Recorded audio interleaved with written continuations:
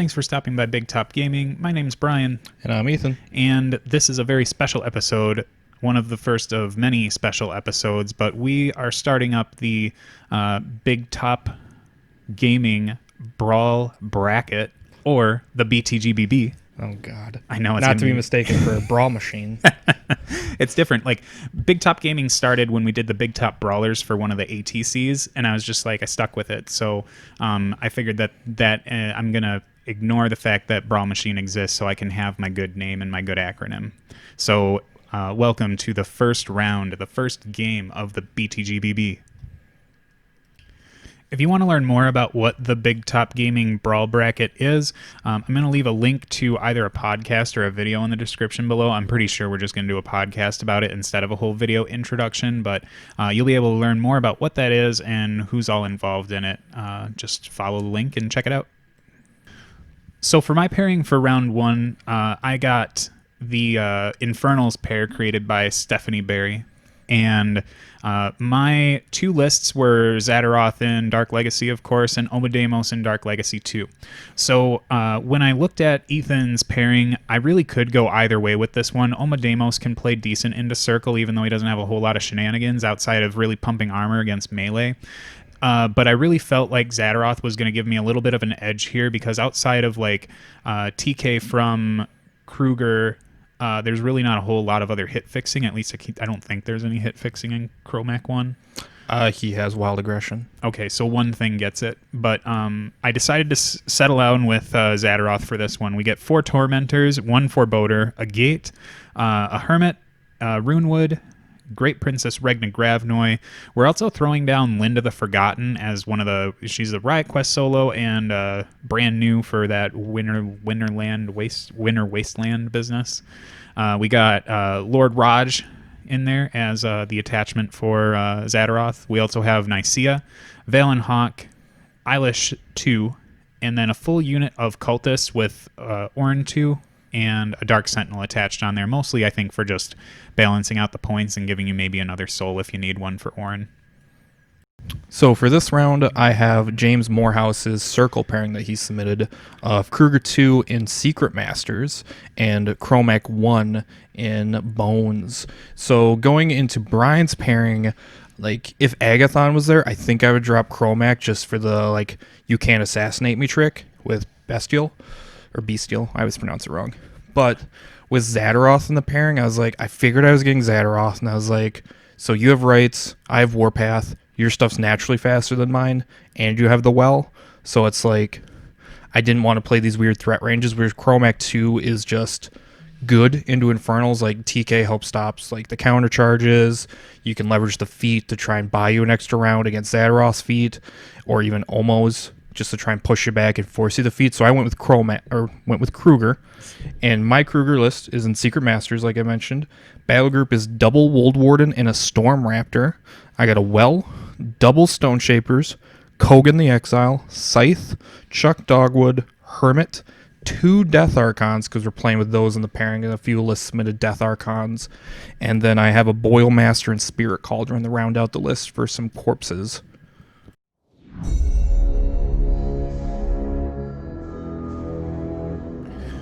So Infernals ended up winning the role to go first. Shocker. Yeah, shocker, right. I actually forgot that Runewood had, is it Reconnaissance? Is that what Intelligence. No, Intelligence. Reconnaissance is the Pathfinder. The Pathfinder. Saxon. Yep.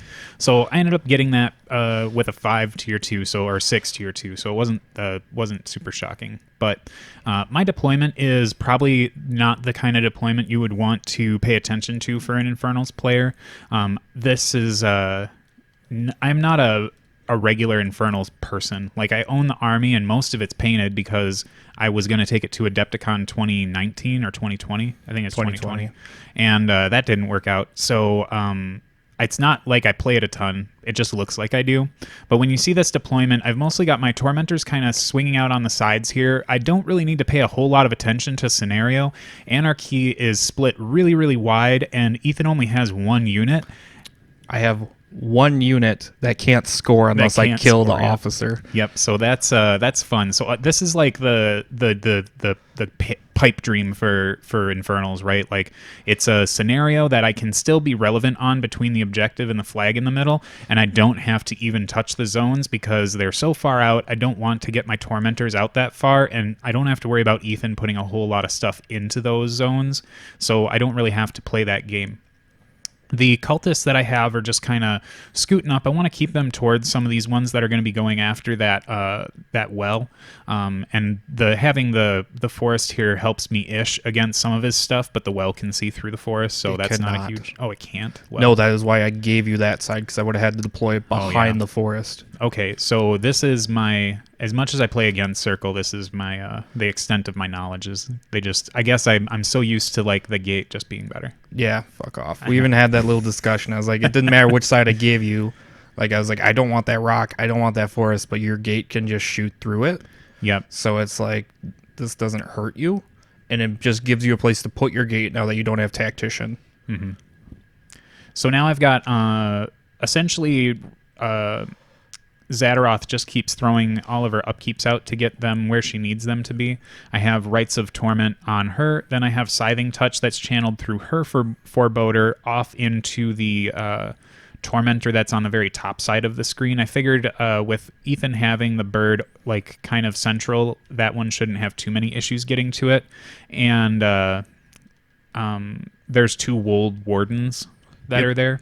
So having Scything Touch on that Tormentor feels like it's going to get a lot of payoff, where having it on the other side of the table is going to be like, okay, well, I get a Death Archon and a well. That's kind of the gist of what I would be getting over there. I think Regna hasn't quite gone yet, but yeah, I'm just kind of, this is me really tinkering around with trying to get things set up. I guess I haven't even gone with Zaateroth yet because she blends in with this table so You did do Regna. You had to look up the summoning rules. Oh, yeah, for her. Oh, it was because I didn't know if she was going to get the reduction from the Infernal Gate or not, but she does. So she ended up summoning a Foreboder for 1 point. You can kind of see that it's in between the objective and something. I don't know what that other little base guy is there. Oh, that's Hauke. Oh, Hawk's up there too.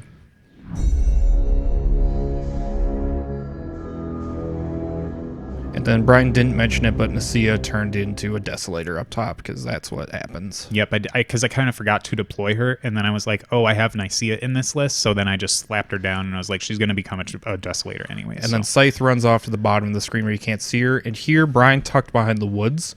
So I'm like, you know what? Screw it. I'm going to shoot with Long Shadows. It's range 11, and I'm going to try and drift and hopefully take out something. I drift into the perfect spot. I catch Lynda. Yep, Lynda. Look at Lynda, listen. And Intelligence Bot that has too many rules. Yep, Runewood too. Yep. So I boost damage on both of them. You're trying to Hermit this, and I was like, you cannot Hermit that. This is like more bad. Lynda, I roll a boosted 5. Yep, I didn't need to Hermit that, so she only took 2 damage from that one. Or 3. She took 3. And I killed Runewood to the box because you did not put up D-Cell. Yep, and I also did a tough check that I passed, but it didn't matter because he doesn't have it. Yep, and then I used that corpse to hand across the table to my Death Archon up there, which is proxied by the Voids because Death Archons don't exist yet. And as you can tell, I'm using my Tharnwell. So first Woldwarden tramples up. I go for a Gallows. Boost the hit. Pull him 2 inches. I wanted to boost the hit just to make sure this hit, but with Dogwood, their magic ability 7, so I just needed a 4. But I just really wanted this to hit, and I didn't think I was going to need like the boosted damage to do it. Next one goes up, tramples, does the same thing. Throw it a boosted Gallows. I believe here's where I was like, do I really need the boost? And I was like, I really don't want this not to miss. Pull him 5 inches. Yeah, that's a beefy Gallows. So now he is in Death Archon charge range because I have flight and I can just go over my dudes. And bird flies up. Animuses decides just to push some shots to him, make sure the Death Archon can put it down. And as you've noted, like I'm doing work from bottom of 1, and like this is usually like classic Krueger plays for me. Like you scoop a heavy, even bottom of 1, and you start the peace trading on your terms. But against Infernals, like I'm using all this time. Like, you can see my clock. Like, this turn one's taken a while, and I'm not going up on attrition. I'm just balancing it back out to 0 because this is a horror you summoned for 4 points off your solo. So I'm not really netting a heavy. I'm just netting us back to 0 until you summon again. Yeah, this was, for you, this was a 4-point asymmetrical trade, but when you factor in that it was a 4-point trade for almost 20 minutes on your clock, I think it only that took me 10 minutes. Oh, 10 minutes, sorry. I'm down to 48, I think, right now. But it was good for me, at least. Like, I didn't want to lose the Desolator. Like, I kind of felt dumb when I did that. I was like, oh yeah, well, let's not let you fish heavies out right away. But I'm actually kind of okay with the way this is playing out. And, like, I can't not take it because you can't let them snowball. Like, if I don't take this Desolator, now it's, like, going to be spraying next turn, and then he's going to summon another heavy. So here I go up cutely, and now I quiet the stones to take off a Fury to help with my Fury management. Yeah. And that Death Archon obliterated him after the shooting from the Storm Raptor. Yep. And I picked this side also so the Storm Raptor could tuck behind the wall. Tormentor's only 1-inch melee, so, like, if I use the flag and another model, like Kogan probably, to box off the Storm Raptor, he's not going to really get to me. And I can't really leverage Kogan yet because of the Foreboders. Like, I don't want him to get Dark Seductioned. Yeah, like if you watch the from him is real valuable. Yep, because he will smite one of my things, or he'll walk him up and give him a Rites of Torment trigger, and I do not want to give those out.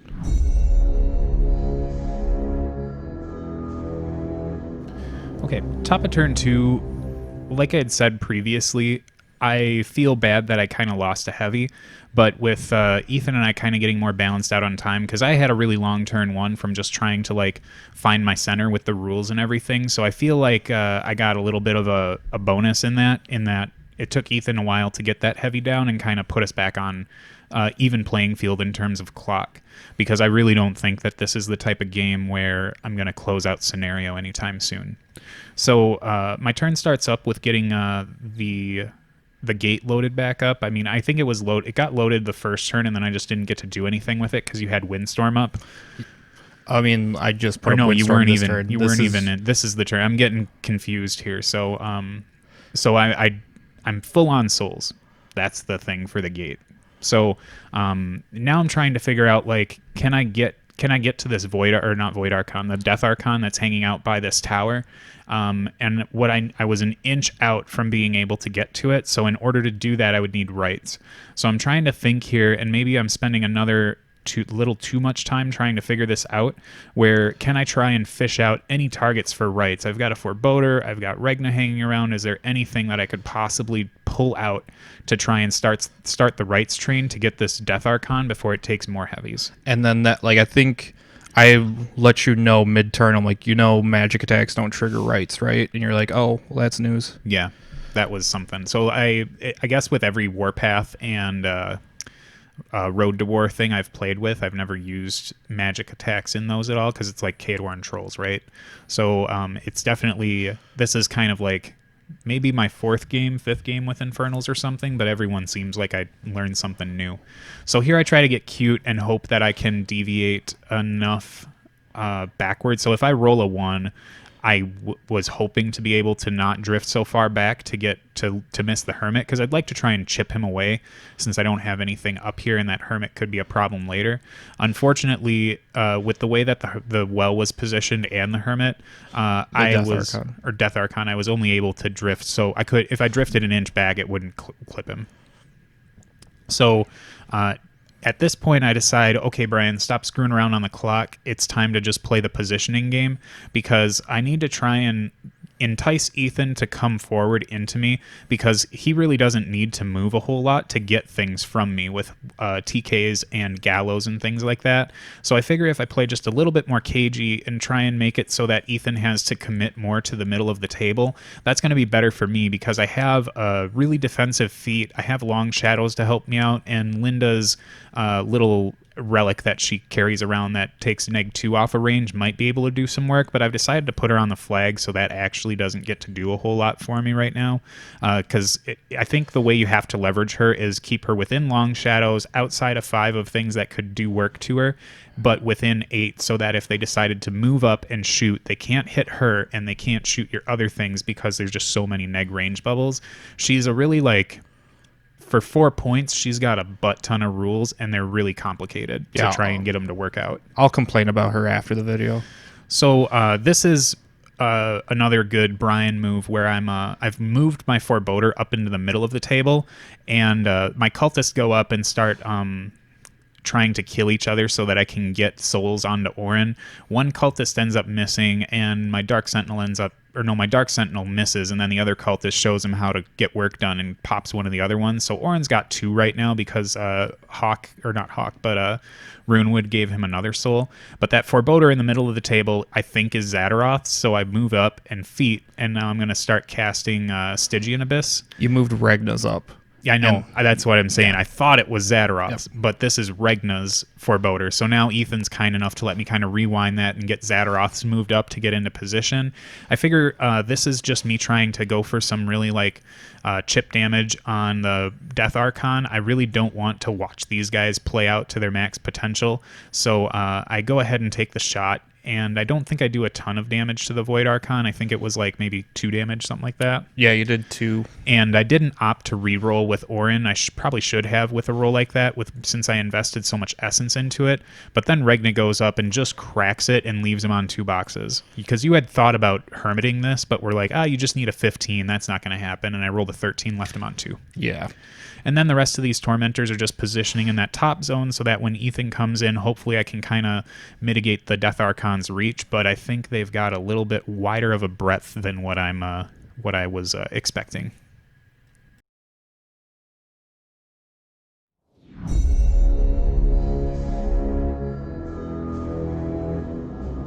So importantly, Brian did not summon anything because he went for the Stygian. He didn't want to give up Roget that early. So now I feel like I can try and swing attrition because he hasn't replenished and gone above. But I don't think you mentioned that you did feat. I did. I thought I mentioned that I feated, but at least my pretty token's there. Everyone knows that Zaateroth's feat's up right now. Yep. Which everything is in range. So here's me. I'm I really want to send in this Death Archon on the top because he's only got 2 boxes. And if I don't, he's just going to die next turn to something. And I want to get work out of him with his POW 15 Annihilator Scythe before he goes down. But then it's if I send him in, that's a rights target. And that's one of the reasons I didn't drop Chromac, because that list in Bones had so many rights targets with mannequins. I can't give you that extra threat, whereas this list, I can dictate it. And Scythe on the bottom, with Long Shadows, can't do nothing without getting in range. And then, because of your feats, and I believe we did, I was going to shoot the one in the woods up here, and because I thought she had Hunter. And then it turns out she doesn't. So Brian was nice enough to let me just run her, because I'm not going to try for an unboosted 8 under Zaateroth's feet and let him place 3 inches closer to me. Yeah, because that's giving me a free rights. Yeah. So she just runs off back, so maybe in a turn or 2 she can start poking off cultists. But it's going to be a while.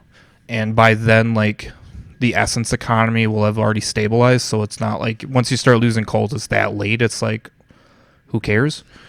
But this is me going I can get there, I can thresh her, I can catch both of those, but I'm worried about the Foreboder. He's got a little POW 10, but I'm on 2 boxes, so if I take a free strike there, that would probably kill me. But I want to send in this Death Archon, and I'm I know it's probably a mistake, but I want to get work out of it and maybe cripple 1 ring, maybe 2 if I get lucky. Yeah, this is super a use it or lose it moment. Yeah, and the one on the bottom is just kind of hugging around. Kogan got 3 corpses last turn, and now my plan this turn is to kill the Foreboder, so maybe no Dark Seduction play. I Puppet Master the Well. The Well puts a shot into the Tormentor that's in the woods. Boosts, does some decent damage. And then I believe I'm going to be summoning... Oh, I forgot to do corrosion checks because the Well started the game in the acid pool.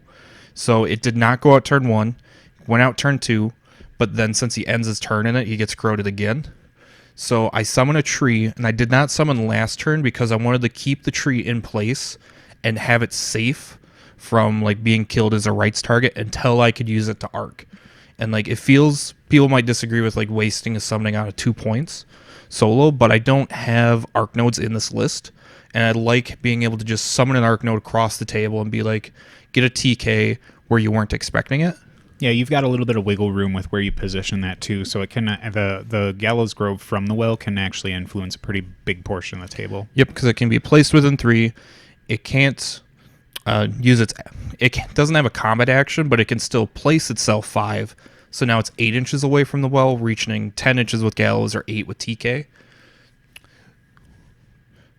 So now Krueger's going. He puts up Skyfire on himself and boosts the hit that Tormentor or the Foreboder that's not in long shadows. Yeah, big hit with small damage, but enough to kill him. The Foreboder is kind of crippled to a stiff breeze. Yeah, and with the Animus up from Skyfire, his gun is POW 16. And I opt to reload, or I'd go for a boosted TK here, turn him around.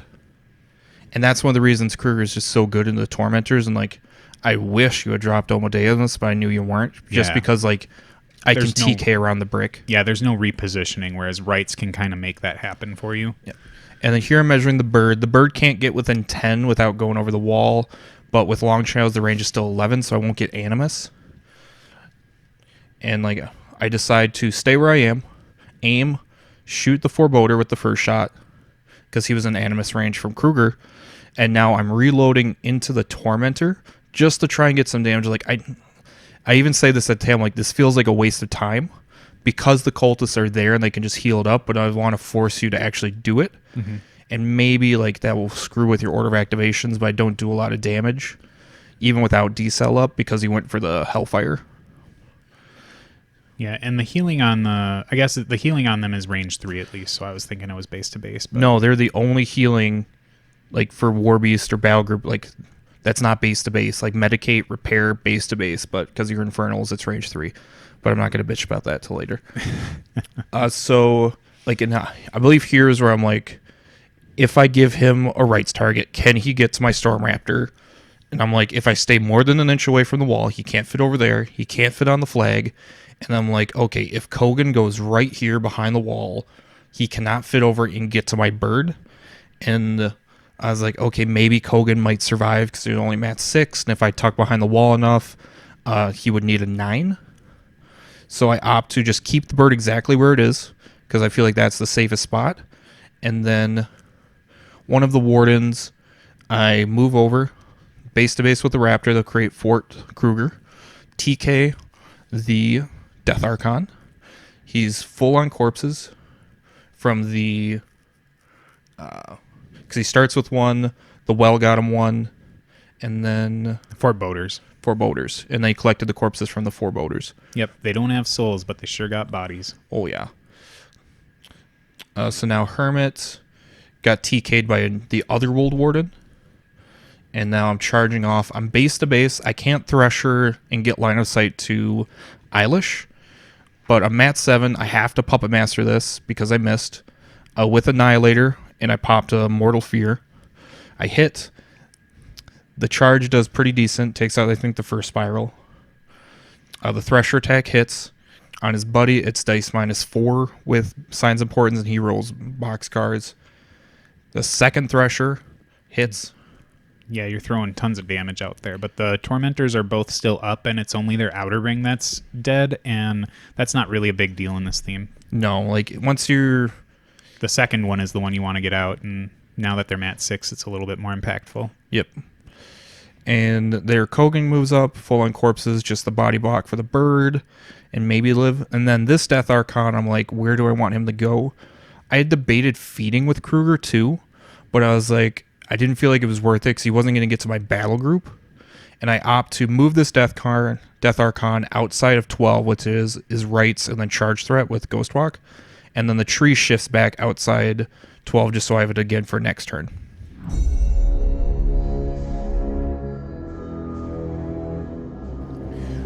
So now I feel like this is where the game can start beginning for me, because I did play super cagey for the first few turns. I didn't get a whole lot of use out of my feat other than just scaring Ethan away from getting into some things that I have going on. So my goal right now is that I'm going to be, first of all, I'm spending a decent amount of time planning out my rights business. I think finally the clock is kind of equalized out in my favor. I believe I'm like 12 minutes up over Ethan right now. Yep, I'm down to 22 and you're at 33. Like, that was a long turn. Yeah, I think he even said it was like a 22-minute turn when I stopped the camera. So this is just a lot of figuring out how to trigger off all of these rights. So I put down my 12-inch threat stick to the well, and I'm like, okay, well, this Tormentor can go after the well if it needs to, but so can the other one if I end up getting rights to kick him around the other way. So that means that the Tormentor that's by the flag by Lynda, that one is the one that I think needs to go after Kogan, but in order to start doing this right, I need to first consider that the Void Archon's the first rights to torment trigger that I get, and I figured while I'm at it, I might as well just do the easy thing and start shooting with the the gate first. And the Hermit's close enough, and there's not The Hermit's just out of range, but you can drift on because I did not put up Windstorm. Yep, and it's like he's barely an inch out. So if I drift in a good direction going forward, there's a good chance I'll be able to clip him. So I end up, I think I activated maybe Roget first, because I was like, I need to make sure that I get the Ghost Walk out here. And I think that if you're paying attention super close to my essence management, I popped a Cultist to get Zaateroth full, but then I didn't realize at this point that the essence fell off right away for Regna, so she cut back up to full-ish. But she probably needed to... She needed to probably cut a little bit more than what I did in order to get there, so that this is kind of a wash for her, but I fix it later on in terms of how the rest of the game plays out. Did you know Roget has Spell Slave, so he could have just Ghost Walked one of them? That was something that I didn't pay attention to, so I could have just done that instead, but this is like, I'm sure that as time moves on and people don't hate playing against this army, I might get a little bit more like agile with it, but for right now it's kind of just like I keep with the basics. So now my gate is finally shooting. I deviate 1 inch to the 1, which means I catch the bird and the Hermit. I don't need to boost damage on the Hermit. I just need to roll a 5, I think, to do a point of damage to him. And then the bird I decide to boost on, but I don't get any damage there. I was kind of just fishing for it. And then I think I spend the last soul on it to reload to shoot again, because I don't really feel like right now I need anything to get the 2-inch bump. Oh, you TK'd... Oh, yeah, I did TK Zaateroth. That's right, because Zaateroth needed to be TK'd in order to get into range with the Ghost Walk on the Tormentor on the bottom of the screen. So, yeah, that works out. It was 1 to boost, 1 to reload, and then 1 to TK. So she ends up getting pushed over a little bit, and then this is the turn I decide to say goodbye to Raj and turn him into a Tormentor. So next up is the Cultists, and they're activating so that they can walk up and load up this Tormentor, because I want to make sure that it's full so that when I walk it up, Ethan needs to really respect it as a threatening thing. Because if you don't have these things really sitting on a decent amount of essence, sometimes your opponents might want to ignore them, but for me at least now I've got it's fully loaded, so it can't be ignored anymore. Well, I mean, I can't ignore it, because just because you don't fully load it this turn doesn't mean you won't fully load it the next turn. I guess. It's just a lot easier for me to do it now back here instead of having to put Zaateroth's. And you did pop the Hermit, so Zaateroth went up with focus, and all those guys on the bottom got filled. Yep, so all my tithe stuff got taken care of. So now we're back on the Scything Touch Tormentor on the top. He kind of walks around, and then Ethan kindly points out that I was out of control for that, so I pull myself back in to make sure that game state isn't busted in half. Because if you're out of control, you don't proc rights. Yep. And then rights... You were debating boosting damage, and I was like, I'm on 2 boxes and your dice damage. Yeah, I was like, I was just until roll I it. just like, yeah, I wasn't paying attention to it. So the gist with the Archons now, so Zaateroth is sitting there camping quite a bit, and Rights has gone, or she put out Ghostly on the, or Ghost Walk, sorry, on the 2 Tormentors on the bottom, and then she's camping a decent amount. I do want to make sure that she's at least safe from kind of weird things this turn. So now, it wouldn't be a Big Top Gaming battle report if the battery didn't die at the most critical moment.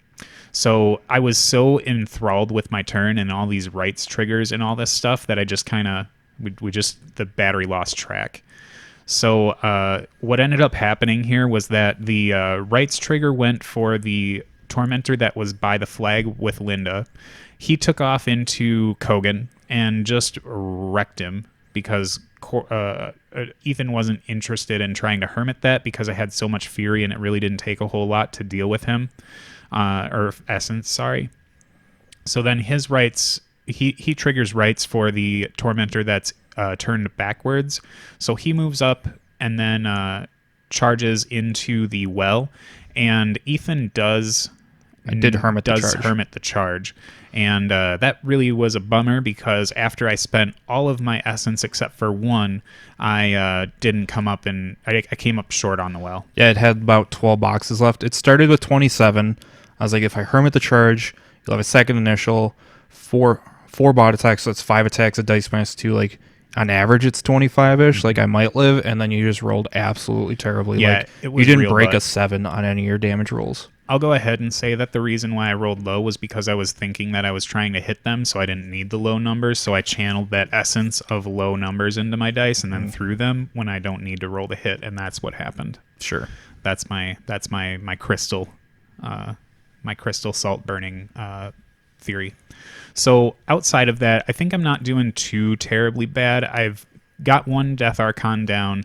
I've now crashed into Ethan's front lines, and he's got 4 Tormentors that he absolutely needs to deal with, and then there's another one waiting in the wings, and I still have enough Mark Souls to where I'm not really too low on having options to get more Tormentors or whatever I want to summon later.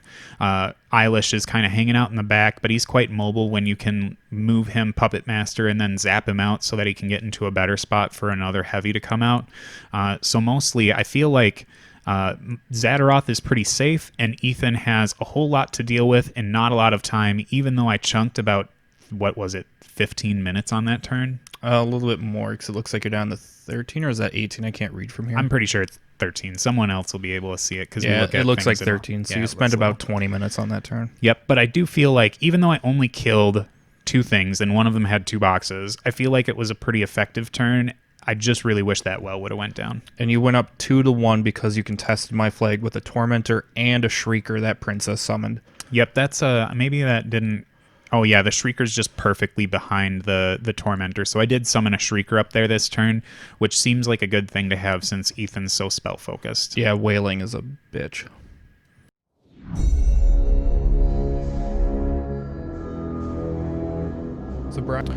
So I'm trying to leverage on the top. I'm like, okay, do I need TK to get to this Tormentor? Where can the Hermit go? Because my plan is TK around that front Tormentor by the flag, turn him around so he can't countercharge. Hermit will walk to that marker where the token is, take 1 countercharge, but then, like, I'm okay with that. Instead of, like, him countercharging that top one out of position, like, into a worse spot for me. Because I was worried he'd countercharge Hermit, and then, like, my Wardens wouldn't be able to get to him. Krueger has to fly backwards to get a line. I TK him. You thought I was going to TK him towards you. And I was like, nope. You want that Tormentor. I was like, I want him directly facing you. And then that way, no counter charges, no shenanigans. And I'm like, okay, well, now I'm going to counter charge it over here if I charge with this Warden. So I'm like, okay, I got a crisscross. And this other Warden has to charge over here, but he needs TK. So Krueger TKs him 2 inches forward. So that way, my right one that you can't see behind the bird's big-ass wings will charge off to the left. Krueger shoots his gun into the Shrieker. I believe he hits, and then he does a couple points of damage. Yeah, it wasn't a ton at first. Nope. And then I think you were going to try and reload, or you were thinking about reloading these, but opted out of it. Yeah, because I wanted to camp 1. I believe I missed the first one, reload, boosted the hit, Didn't boost damage, and I was like, I'm going to camp 1 and hopefully not die. So then Hermit walks, and I'm just seeing, like, can I get the Shrieker in and all the Tormentors? But it's either 3 of them, or it's 3 either way. I can't get all 4, so I opt to walk that way, eat a counter charge because I don't have a melee attack, so I can't engage. Drops Hermit down the 3 boxes. So Hermit lives there, whispers at the gate. Or is that the... Yeah, I think that's the name of the... It's Whispers at the Gate, because Word of Ruin is the one where you, like, stop the damage. So now here I'm checking, can Death Archon charge 9 and get max 3? And now that counter charge actually brings him out of my Death Archon charge threat. I had hoped that the Death Archon would kill this one, maybe, and soften up the other one. Yep, I got to move about a little over 3/4 of an inch, and that was enough. So I'm trying to leverage on the top. I'm like, okay, do I need TK to get to this Tormentor? Where can the Hermit go? Because my plan is TK around that front Tormentor by the flag, turn him around so he can't countercharge. Hermit will walk to that marker where the token is, take 1 countercharge, but then, like, I'm okay with that. Instead of, like, him countercharging that top one out of position, like, into a worse spot for me, because I was worried he'd countercharge Hermit and then, like, my wardens wouldn't be able to get to him. Krueger has to fly backwards to get a line. I TK him. You thought I was going to TK him towards you, and I was like, nope. You want that Tormentor. I was like, I want him directly facing you, and then that way no counter charges, no shenanigans. And I'm like, okay, well, now I'm going to counter charge it over here if I charge with this warden. So I'm like, okay, I got a crisscross, and this other warden has to charge over here, but he needs TK. So Krueger TKs him 2 inches forward. So that way my right one that you can't see behind the bird's big-ass wings will charge off to the left. Krueger shoots his gun into the Shrieker. I believe he hits, and then he does a couple points of damage. Yeah, it wasn't a ton at first. Nope. And then I think you were going to try and reload, or you were thinking about reloading these, but opted out of it. Yeah, because I wanted to camp 1. I believe I missed the first one, reload, boosted the hit, didn't boost damage, and I was like, I'm going to camp 1 and hopefully not die. So then Hermit walks, and I'm just seeing, like, can I get the Shrieker in and all the Tormentors? But it's either 3 of them, or it's 3 either way. I can't get all 4, so I opt to walk that way, eat a counter charge because I don't have a melee attack, so I can't engage. Drops Hermit down the 3 boxes. So Hermit lives there, whispers at the gate. Or is that the... Yeah, I think that's the name of the... It's Whispers at the Gate, because Word of Ruin is the one where you, like, stop the damage. So now here I'm checking, can Death Archon charge 9 and get max 3? And now that counter charge actually brings him out of my Death Archon charge threat. I had hoped that the Death Archon would kill this one, maybe, and soften up the other one. Yep, I got to move about a little over 3/4 of an inch, and that was enough to make it so that the Death Archon couldn't get both of them. Yep, so I pop Annihilator, charge this one, do decent on the charge. I was hoping, good in my hand. The second Thresher rolls really well, leaves him on 2 boxes. So I'm like, okay, I can live with that. This well can shoot him, and then I'll try and just kill him that way. So I hit with the well. I'm then like, okay, it's a POW 14, you're in Hermit range. I just need like a 4. And then I roll Snake Eyes. Because it's a POW 14, you're 18? I'm Armor 19. Armor 19 down to 17. So I needed a 5, and I rolled Snake Eyes. Yep, and you rolled better on the blast damage for yourself. Yep, I did a point to myself in Hermit range. So now I'm like, well, crap. There's a Tormentor alive, and the only thing I got left is the pot. So the pot hits in melee with its Spectral Lash, without corpses the boost, kills it, gives the corpse to the Death Archon who's closer, and I was like, well, that's a Hail Mary. Yeah, that's a load off your back, because if that Tormentor was left alive, that kind of really shifts your attrition game. Yeah. And here you can see my clock is ticking down, and like I'm aware of this. Like I need to kill this stuff, otherwise he's just gonna swarm me, and I need to clear my flag, otherwise I just lose. So this, I did the +2 strength with the Bone Boys on him, Charge attack hits, second one hits, and then I kill him with my initials because that was the one that was beat up with the Death Archon. So now this one charges. Charge my max 1. Hit it.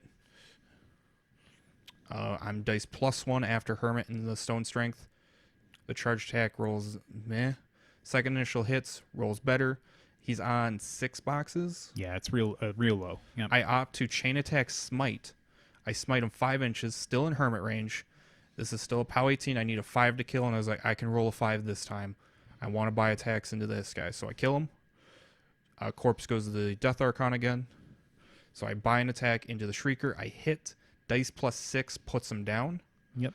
And then I'm not in range of TK, so I'm like, okay, I'm going to try and Lightning Storm Regna and hope I miss, of course, because she's definitely a billion behind there, but then I drift off too far.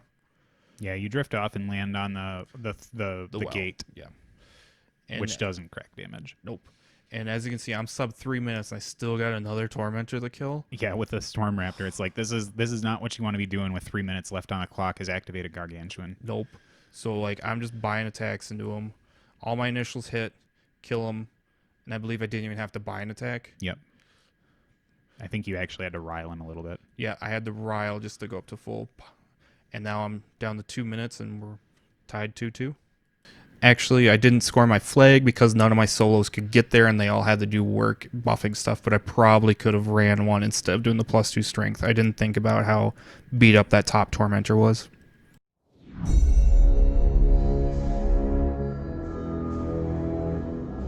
So coming into my turn 3 now, I feel pretty good about things in general. I think Ethan's down quite a bit on clock, and I've got enough time to where if I just do things efficiently, that I can make this turn play out really well for me. So I decide to drop Rites of Torment. I don't have a big enough battle group to really get a lot of use out of it right now. I keep Scything Touch on that Tormentor because Ethan only put 1 Woldwarden in that zone, so I feel like I can go up there and try and take that out and then maybe leverage a little bit more scenario pressure, even though Ethan's already got a ton of clock pressure on him.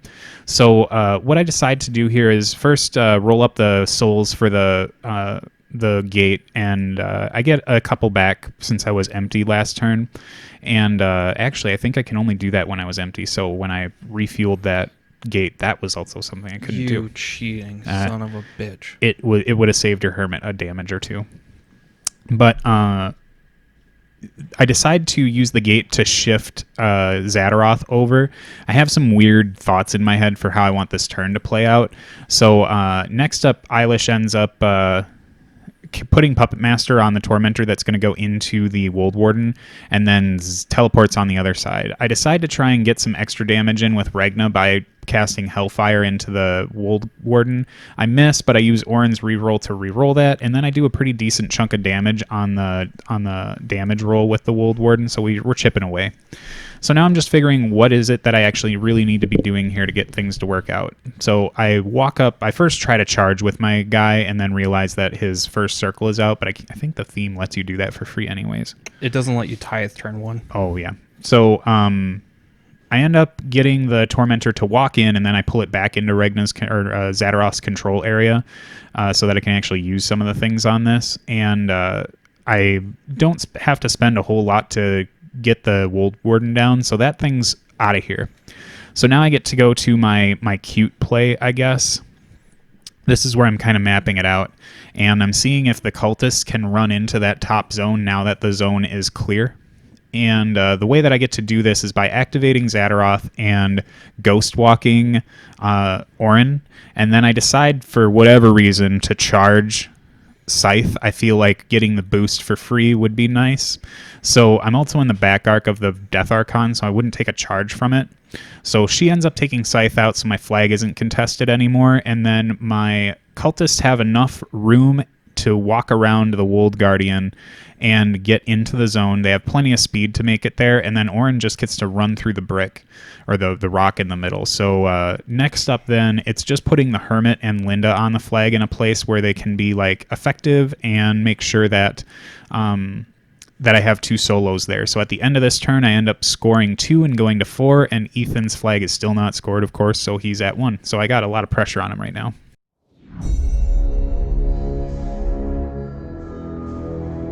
So I see I'm sub 2 minutes. I don't care about CPs. I see Zaateroth has no transfer targets.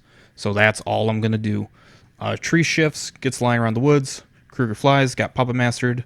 Boosts a TK, hits, turns around, throws out a Gallows for good measure. Boost the hit, hits, don't have anything left to boost damage. I think it only does like 2 or 1, 2 or something like that. It doesn't even break armor. After Puppet Mastering, it does 1.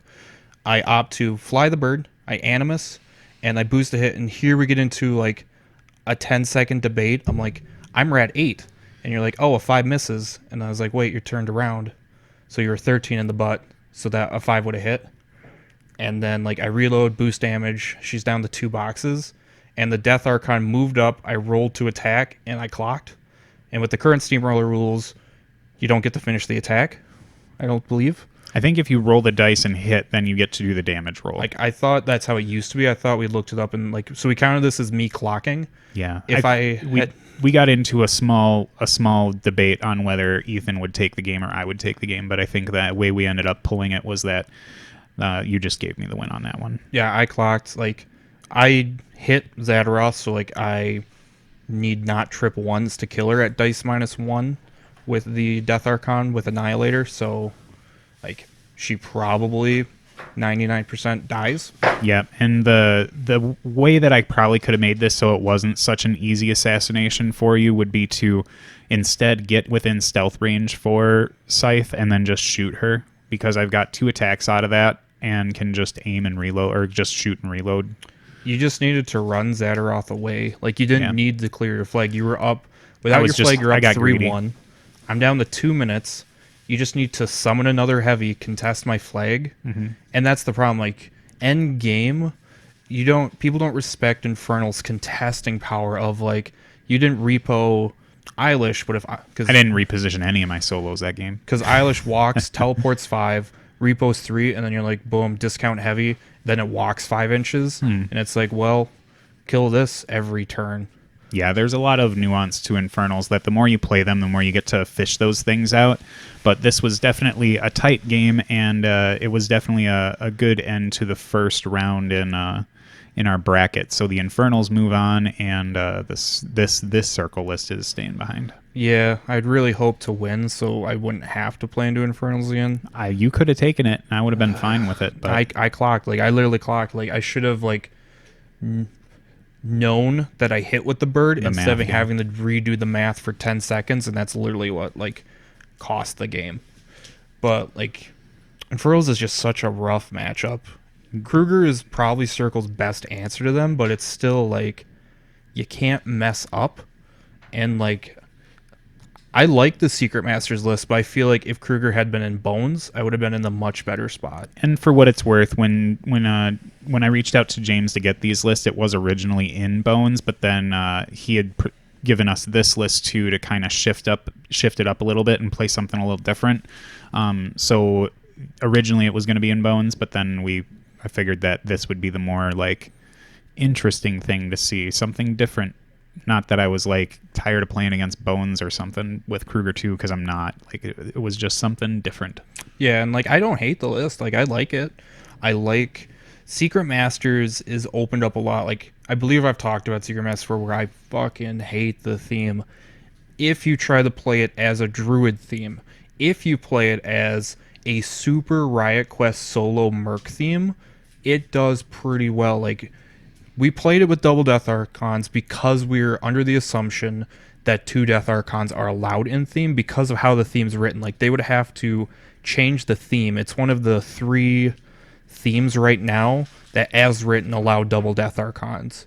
And that's like Strange Bedfellows, Disciples of Agonies, and Secret Masters, because it says you can take any minion that works for them. And the Death Archons don't stop themselves from being taken in pairs, do they? No, they have to change the wording on it. Originally, when they spoiled it, they're like, this has Animosity Archon.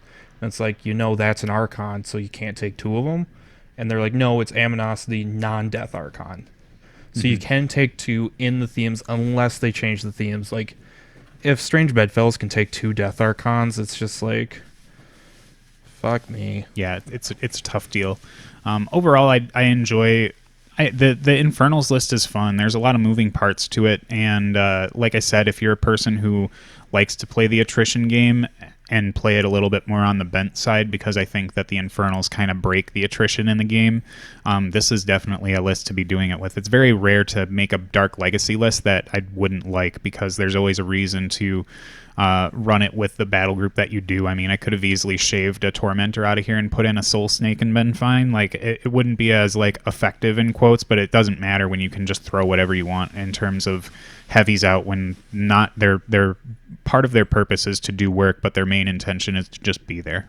Yeah, and like if you hadn't given me the heavy bottom of 1, like if you had respected my threat ranges a little bit more, you would have had to stay back like another 2 inches, because I can TK myself and then trample and then gallows, but then it's a little bit more dodgy. Like when Infernals get that turn 1 and they can summon turn 1, then they summon turn 2, and against most lists that don't reach out bottom of 1 like Krueger, like you're now up 2 heavies, assuming you summoned, like even if you just did 2 Tormentors, you're up 16 points on me, because if you factor in the 4-point cost of the solos, like you're up 16 points, and I haven't even gotten to make an attack yet. Yep, and then on turn 3, where I get another heavy, it's usually going to be Roget at that point, and then I'm still able to affect the game the way I would want to, because when you're summoning, you do have to make sacrifices, especially if you're an upkeep heavy master.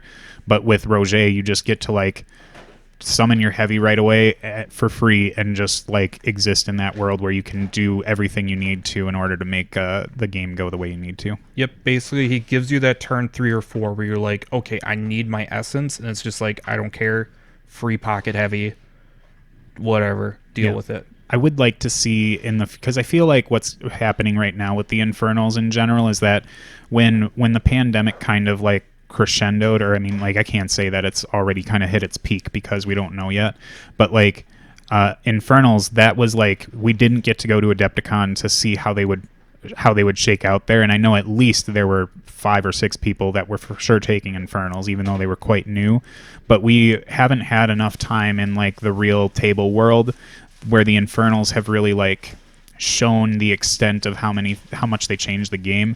I think the dynamic update that hit Valin, Hauke, and the mat value on the Tormentors was a good change for pulling the Infernals back a bit, but the problem wasn't always just that the Tormentors were too efficient for what they did. It's just that they're heavy for 4 points. Like, whenever a game decides to create a summoning mechanic, it is so difficult to really thread the needle between what is okay and what is too busted. And I feel like these guys are really like missing the eye of that needle and going more into like, this is not a good game mechanic right now. No, it's not functional. And I agree. Like, the dynamic update was good. Like, countercharging Tormentors through each other was so stupid. Yeah. And like, now Infernals players, and I'm like air quoting this, have to learn how to play the game in position instead of just being like, well, I throw my well in the perfect spot. Turn 1, I run everything through it. Turn 2, I charge through my own stuff. Like, this is fun. I'm playing the same game you are, except you actually have to know the rules. And positioning. You know, it's just one of those things where I think that if the Infernals could somehow get pulled back a little bit, I think the Tormentor FA is probably maybe an issue too. Like, if you had to because you have to respect the field allowance when you're building, but I think you wouldn't have to respect it when you're summoning. And I think if there were some kind of cap or limit on what you could actually pull out, so that eventually you're going to be like, well, it's turn 4 and I have to summon a Lamenter instead of throwing out a Tormentor number 6. Yeah, but PP has said before, like, they're not going to put an FA limit on battle group models. Base like, heavies, yeah. I know a lot of people have said, like, oh, well, that will balance out spam. And I agree, but now, like, every Infernals player, how many Tormentors do they own? Yeah, I think 8. 7 to 8? 8. Some people own 9, 10. Yeah, like, just because, like, you can summon that many. Like, it is not out of the realm of possibilities that you summon 7 every turn, and that puts you up. God, assuming your solos are 4 points, you're up 70 points on your opponent. Like, I remember one of the first events where like somebody like snapped a picture in one of our chats and they're like, "Oh, army points destroyed against Infernals, close to 200." Yeah, because they killed their caster too. Like, they got max points and they got like the 4 points from the solo, then the full points from the Tormentor. Like, it's just bananas. Well, and with Locked Horns and D-Cell being in the faction, I feel like 11-19 might not be the right stat line for them. They're a little too survivable. 11-19, where the outer grid is a joke. Yeah. Like, if their grids were reversed and, like, you did damage to the inner grid outwards, like, then the first grid would actually matter. But usually, like, by the time you get through the first grid, you're already in melee. So, like, woo, I can't charge for free. This sucks. And that's like, oh, you took out my second grid? I only have 5 boxes left. You should have killed me.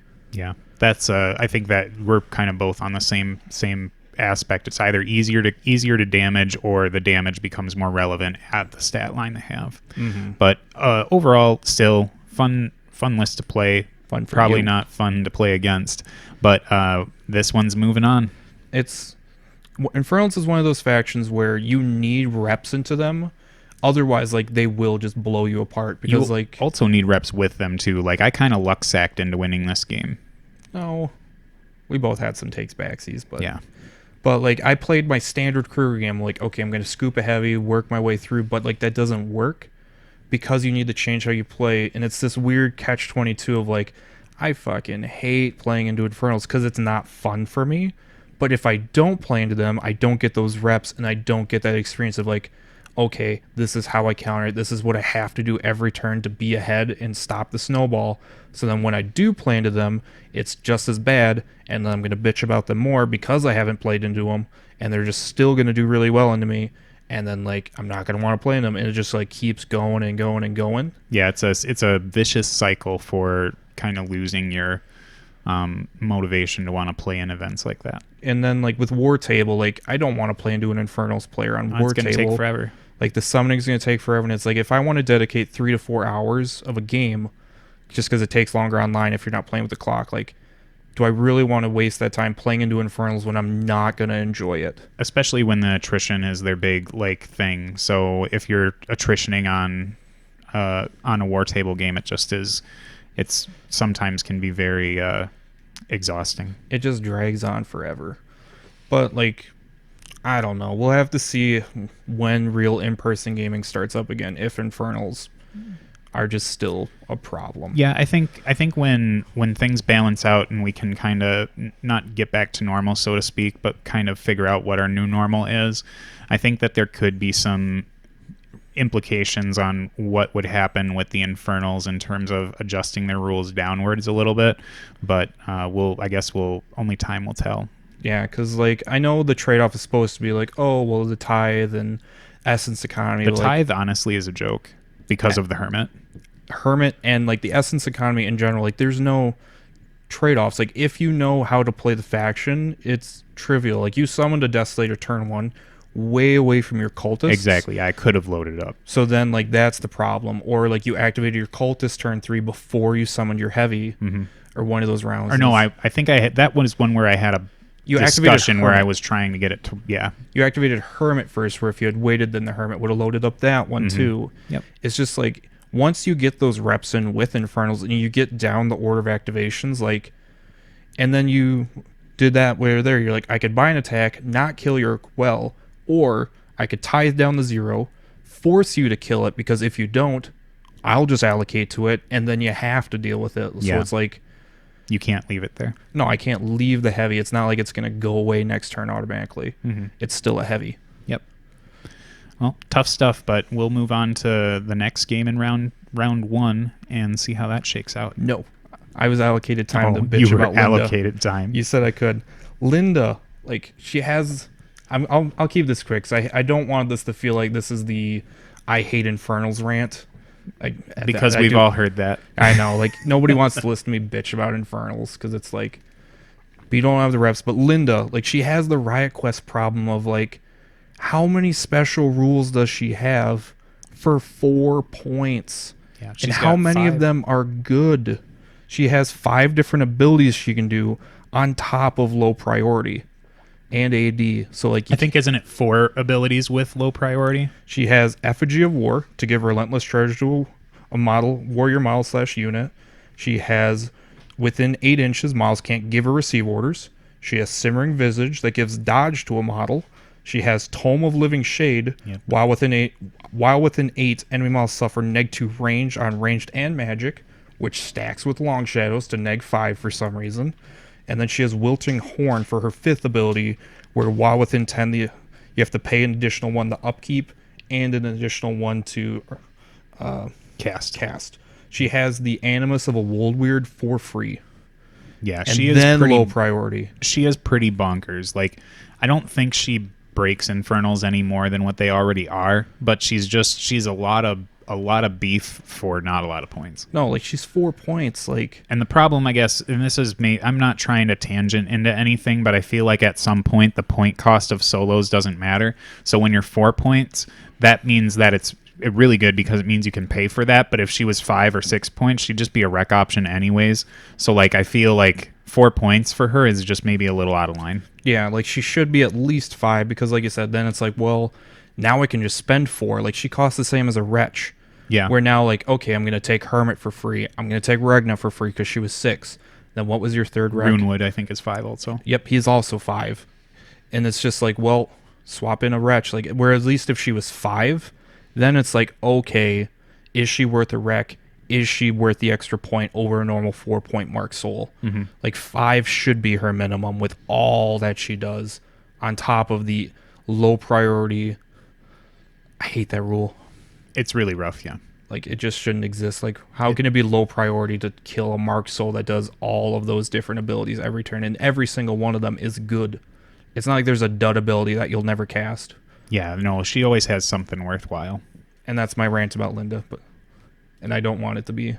I don't want this to turn into a 30-minute rant. No, I think we'll cut her there. Until next time I play into Infernals, which will be round 2, and then I'll just hate life again. No, you'll play as Infernals. I will never play as them.